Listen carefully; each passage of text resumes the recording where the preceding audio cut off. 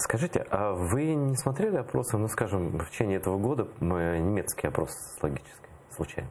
Ну, специально я не наблюдал за ними. Там интересная вещь есть. Вот, значит, к Америке позитивно относятся, считают ее союзником. Ну, что-то там, я боюсь ошибиться, там 12-13% немцев современных, да?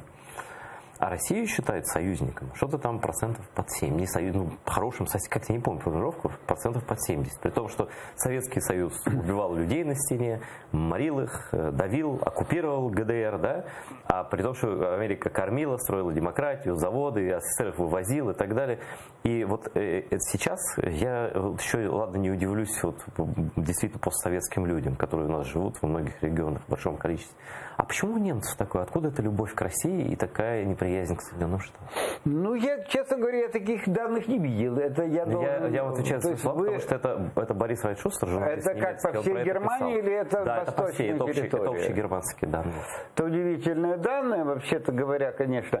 Но почему ухудшилось отношение к Соединенным Штатам, понятно. Это после прихода Трампа и попытки его переложить тяготы обороны в системе НАТО на европейцев. И в том числе это неприятности и сулит самим немцам. И вполне понятно, это попытка его вообще как бы переложить значительную долю затрат с Америки на европейских партнеров. А немцы этого, конечно, не... А любовь к России?